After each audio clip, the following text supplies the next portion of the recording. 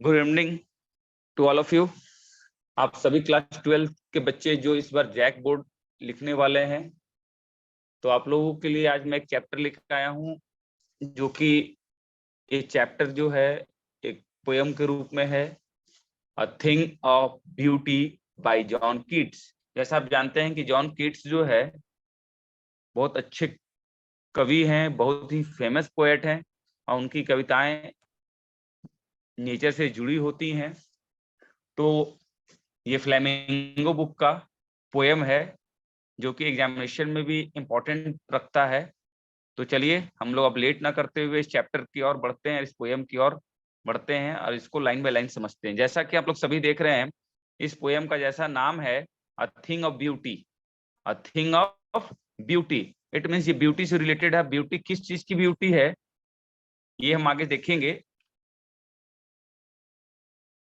चलिए, तो हम एक चीज समझ में आ रहा है कि इट मीन्स ये पोयम जो है रिलेटेड है नेचर की ब्यूटी से। मीन्स नेचर में जो ब्यूटी मौजूद है हमारे आसपास, हमारे चारों और जिसको हम अपने आसपास महसूस करते हैं, उस ब्यूटी की बात कर रहे हैं। ये जो हमारे कवि हैं जॉन कीट्स, इन्होंने इस पोयम के माध्यम से हमें नेचर की ब्यूटी से अवगत कराया है। चलिए, तो हम लोग इस पोयम की ओर आगे बढ़ते हैं। चलिए, फर्स्ट स्टैंजा आप लोग के सामने है। A thing of beauty is a joy forever. Its loveliness increases. It will never pass into nothingness, but will keep a bower quiet for us and a sleep full of sweet dreams and health and quiet breathing. इसमें meanings कुछ आप लोगों के लिए, जो meanings आपको यदि confusion होते हैं। ब्यूटी का मतलब सभी बच्चे जानते हैं, सुंदरता होता है। सौंदर्य का मतलब भी ब्यूटी ही होता है। जॉय का आनंदित मतलब आनंदित होना। फॉर एवर मतलब हमेशा, जो हमेशा रहने वाला है। लवलीनेस मतलब सुंदरता। इट सेम अबाउट ब्यूटी, मतलब ब्यूटी और लवलीनेस सेम थिंग है। बॉवर मीन्स कुंज। कुंज मतलब आप समझते ही हैं। अब हम लोग इस स्टेंजा का मीनिंग आपको मैं दिखाता हूँ। सुंदरता की जो वस्तुएं होती हैं वो हमेशा बनी रहती है। मीन्स उसको कोई हटा नहीं सकता है। उसकी सुंदरता बढ़ती जाती है, दिन प्रतिदिन उसकी सुंदरता बढ़ती चली जाती है और यह कभी भी व्यर्थ नहीं होता। जैसे हमारी नदियां, पहाड़, पौधे, फूल, पत्तियां, झरने इत्यादि जो हमारे आसपास है, उनकी सुंदरता दिन प्रतिदिन बढ़ती चली जाती है और हमारे मन को मोह लेती है। क्यों? यह हमारे लिए एक ऐसी कुंज है निर्माण करती है जहां हमें मधुर सपनों से भरा निंद्रा मिलता है। मतलब एक ऐसा हमारे लिए एक माहौल तैयार करती है जो हमें रिलैक्सेशन देता है, हमारे मन को शांत करता है। इसलिए देखते होंगे जब लोग बीमार पड़ते हैं तो डॉक्टर्स एडवाइस करते हैं कि आप हिल स्टेशन चले जाएं। हिल स्टेशन में, पहाड़ की वादियों में, जंगलों में आप अपने आप को थोड़ा रिलैक्स महसूस करेंगे। इसलिए आप देखते होंगे कि बड़े बड़े घरों में, चाहे घरों में आसपास में, लोग गमलों में, अपने घर के आसपास, घर के सामने, इवन ऑल घर के अंदर भी आर्टिफिशियल ही क्यों ना लगाएं, लेकिन पेड़ पौधे लगाते हैं ताकि आंखों को अच्छा लगे, अपने मन को सुकून मिले। इसलिए आप देखते हैं हॉस्पिटल्स वगैरह में भी ग्रीन कलर का यूज किया जाता है, तो अच्छा स्वास्थ्य और शांति मिलती है। तो सुंदरता वो चीज है जिससे हमें क्या मिलता है? अच्छा स्वास्थ्य और शांति मिलती है। तो इसलिए कहा जाता है कि हमें नेचर के साथ जुड़कर नेचर के बीच रहना चाहिए, तो हम ज्यादातर अपने आप को स्वस्थ रख सकते हैं। मन की शांति भी हमें मिल सकती है, वही एक माध्यम है। चलिए हम आगे बढ़ते हैं स्टैंजा 2 में।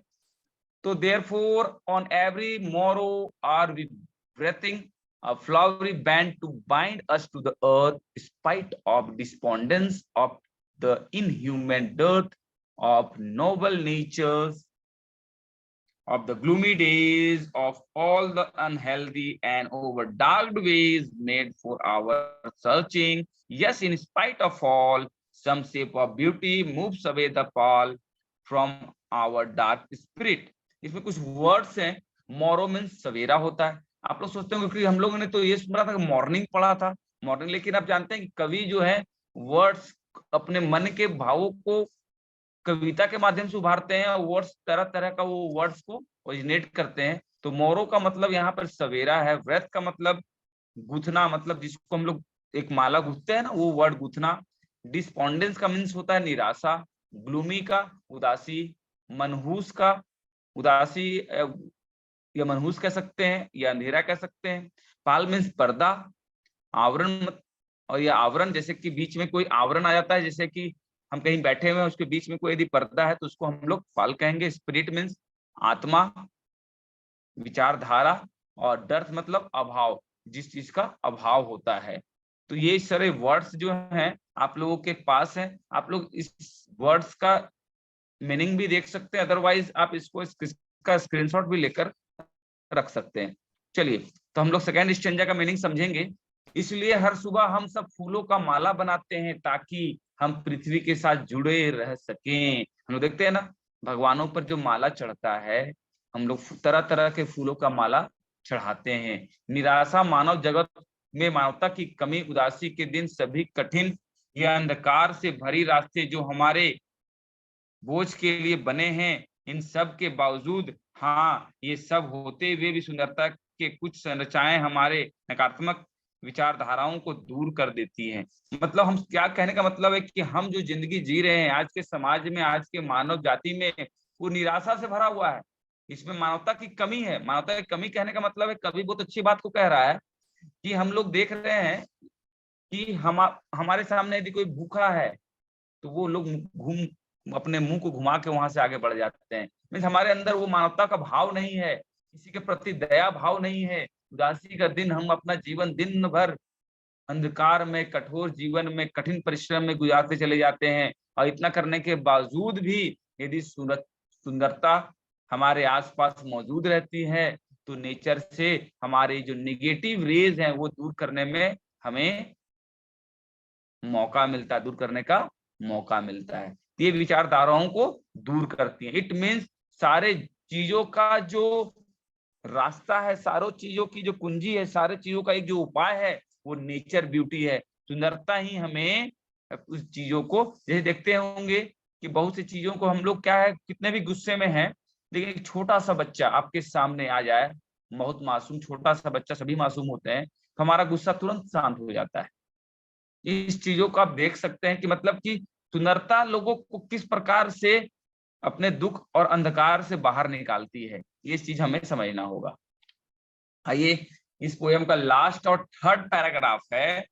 The such the sun, the moon, the trees old and the young sprouting a saddy boon for simple sheep, and such are daffodils with the green world they live in, and clear reels that for themselves a cooling convert make. Gent the hot season, the mid forest break, rich with a sprinkling of fair musk rose blooms, and such too in the gardenure of the dooms we have imagined for the mighty dead, all mighty dead,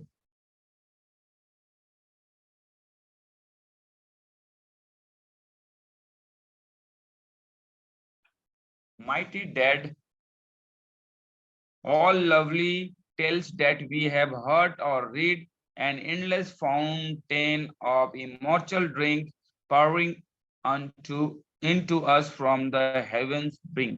अब इसमें कुछ meanings हैं। Sprout का मतलब विकसित होना होता है, बून मीन्स वरदान, डेफोडिल्स मीन्स एक प्रकार का डेफोडिल्स फूल, आप लोग जानते होंगे डेफोडिल्स फूल होता है। रील्स मतलब छोटी नदी, छोटी नदियों को हम लोग रील कहते हैं। जेंट्स का मतलब होता है विरुद्ध, अगेंस्ट जाना, उसका वर्ड को यूज किया गया है। और ब्रेक का झाड़ झकाड़, जो ब्रेक कहते हैं, जो हमारे आसपास जो झाड़ियां होती हैं। स्प्रिंकलिंग मीन्स छिड़काव करना, ब्लूम मीन्स खिलना, ग्रैंडियर मीन्स सूरवीर, दो ताकतवर जिसको बोलते हैं, कुलीन सूरवीर, कुलीन व्यक्ति, डूम मतलब नाश, अंत, माइटी डेड मीन्स प्रक्रमिक मृत्यु, फाउंटेन मीन्स झरना फव्वारा, इमॉर्टल ड्रिंक मीन्स अमृत, अमृत जानते होंगे आप लोग, जब समुद्र का मंथन हो रहा था तो अमृत जो निकला था, आप लोग सभी को जानकारी होगी। और हेवन मीन्स स्वर्ग, अब ब्रिंक मीन्स किनारा। तो आप देख रहे हैं कि कितने सुंदर सुंदर वर्ड्स का, नेचर ब्यूटी का इन्होंने वर्णन किया है लास्ट एंड थर्ड स्टैंजा में। और ये बताते क्या है, इसको हम लोग यहाँ से ध्यान देखेंगे क्या उनका कहने का मतलब है। वो क्या बता रहे हैं, कुछ ऐसी सुंदरता के प्रतीक हैं सूर्य और चांद। ये सुंदरता, ये भी तो नेचर ब्यूटी है। जब हम सूर्य को देखते हैं, चंद्रमा को देखते हैं, तो हमारा मन कितना शांत हो जाता है। छोटे बड़े पेड़ पौधे जो विकसित होते हैं, छोटा छोटा पेड़ पौधा कितना मासूम लगता है हम लोग को, उसमें फूल खिलते हैं, साधारण भेड़ों तथा अन्य जानवरों की छाया के रूप में वरदान बनते हैं। ये सब हम लोग छोटे छोटे एनिमल्स, पक्षियों को आसपास देखते हैं, डैफोडिल्स को जब देखते हैं, फूल जंगलों में जब खिलते हैं, ये सारी चीजों को देखकर हमें कैसा महसूस होता है कि कितना अच्छा, ये पूरा शोभा बढ़ाते हैं। छोटी नदियां, बहने वाले झरने जो स्रोत होते हैं, जो गर्मी के दिनों में एक ठंडा वातावरण बनाते हैं। जंगलों के बीच झाड़ियां झकाड़ जो जंगली गुलाब से भरे होते हैं। साथ ही उन महान योद्धाओं के अंत में भी एक सौंदर्यता का प्रतीक है, जिनकी कहानियां या तो हम पढ़ते हैं या सुनते हैं। अब ये बोल रहे हैं कि सिर्फ ये नेचर ब्यूटी ही ब्यूटी नहीं है, वही सुंदरता इंपॉर्टेंट नहीं है। जैसे रानी लक्ष्मीबाई, भगत सिंह, सुभाष चंद्र बोस, चंद्रशेखर आजाद, आपके महाराणा शिवाजी, इन जब इनकी जीवनियां हम पढ़ते हैं तो हमारे मन में उनके प्रति जो एक सुंदर भाव जागता है, हमारे अंदर जो सुंदरता जो जागती है उनके प्रति, वो भी तो एक सौंदर्य का ही प्रतीक है कि उन्होंने हमारे देश के लिए अपने बलिदान को निछावर कर दिया। जिसकी कहानियां हम ये पढ़ते हैं, सुनते हैं, ये सभी कभी न कभी खत्म होने वाले एक अमृत के फव्वारे का समान है। ये कभी खत्म नहीं होने वाला है। क्या अब हम सालों साल, हमारे पीढ़ी दर पीढ़ी हम इन महान सेनानियों के बारे में पढ़ते आएंगे और ये उनकी सुंदरता के बारे में वर्णन होता रहेगा और हम लोग कभी उससे थकने वाले नहीं। जो स्वर्ग से हम सभी को निछावर की जा रही है, ये जो सारी चीजें हमें मिल रही है, कहाँ से प्राप्त हो रही है? स्वर्ग से। स्वर्ग से तो ही प्राप्त होगा ये सारी सुंदरताएं। तो ये यहाँ पर कवि जो है इसके माध्यम से ये चीजों को यहाँ पर रख रहे हैं। चलिए, तो हम लोग मुझे पूरा भरोसा है आप लोगों को कि ये पोयम जो है आपको अच्छी तरह समझ में आ गया होगा। अब हम लोग कुछ क्वेश्चन ऐसे डिस्कस कर लेते हैं ताकि कंफ्यूजन ना रहे। इंपॉर्टेंट क्वेश्चन जो है, इसका स्क्रीनशॉट ले सकते हैं, स्क्रीनशॉट आप सभी बच्चे। How is a thing of beauty Joy for ever, मतलब थिंग ऑफ ब्यूटी जो है वो हमेशा के लिए क्यों है, वो हमेशा के लिए जॉय क्यों देता है? तो John Keats worshipper of nature, जैसा मैंने पहले बताया था स्टार्टिंग में ही कि ये जो है पूजने वाले, नेचर के पूजने, इनकी ज्यादातर कविताएं जो है नेचर से जुड़ी होती हैं। All the things of nature are beautiful, things of जितने भी नेचर में सारे सुंदर हैं। Every beautiful things are constant source of joy, और ये सारे जो है कांस्टेंट है, कभी खत्म नहीं होने वाले। क्या ये खत्म होने वाले? जंगल, नदियां, पहाड़, झरने हमारे बीच में रहेंगे, तो ये हमें हर पल प्लेजर और उत्साह से, खुशी से भरते आती है। ये क्वेश्चन यदि आप आएगा कि हाउ ये thing of beauty Joy for ever, ये थिंग ऑफ ब्यूटी हमेशा के लिए फॉर एवर, हमेशा कैसे रहने वाला, उसके बारे में क्या लिखना है तो आप लिख सकते हैं। दूसरा क्वेश्चन है what is the message of the poem, ये थिंग ऑफ ब्यूटी क्या मैसेज देना चाह रहा है? तो ये बताना चाहते हैं कि वी शुड रिस्पेक्ट नेचर। बोले कि ये जो हमें खजाना मिला, बहुमूल्य खजाना मिला है मुफ्त में, भगवान ने जो स्वर्ग के माध्यम से दिया है, इसलिए हमें इसकी इज्जत करनी चाहिए, रिस्पेक्ट करनी चाहिए, और हमें अपने प्यार से इसको और इसकी लवलीनेस को, इसकी सुंदरता को और बढ़ाना चाहिए। यहाँ पर अपने गलत कार्यों से, गलत सिस्टम से हमें इसे बर्बाद नहीं करना चाहिए। ये उनका कहने का ये मैसेज जो है हम लोग के लिए है। अब आते हैं हम लोग थर्ड क्वेश्चन में, how does a thing of beauty keep a बोवर quiet for us, कि हमें थिंग ऑफ ब्यूटी कैसे हमारे बोवर को प्रोवाइड करता है क्वाइट। तो इसमें हम लोग इस चीज को देखेंगे, ये कहना क्या चाह रहे हैं। A tree provide shade for animals, बोल देखिए एक पेड़ जो होता है वो छाया देता है जानवरों को। Similarly thing of beauty creates a peaceful and healthy environment for us, उसी प्रकार जैसा पेड़ हमें जानवरों को रेस्ट करने के लिए छाया देता है, उसी प्रकार जो थिंग ऑफ ब्यूटी है, ब्यूटी की जो चीजें हैं वो एक पीसफुल होती हैं और हेल्दी एनवायरनमेंट को बनाने में हमारे लिए मदद करती हैं। We enjoy a sleep full of sweet dreams and peaceful life, और जिससे हम लोग अच्छी नींद, प्यारा नींद ले पाते हैं शांतिपूर्वक। Name the things of nature that are constant source of beauty, कौन सी चीजें हैं जो कांस्टेंट है? तो आपको exam third and last stanza में कवि ने बताया था, जॉन कीट्स ने क्या बताया था? जॉन कीट्स ने इसमें, उन्होंने इसमें बताया था कि जिस प्रकार से sun, moon, young and old trees, green field, jungle, clear reel, flowers, सारी चीजें एग्जांपल जो आप एग्जाम में लिख सकते हैं। बहुत इंपॉर्टेंट क्वेश्चन है।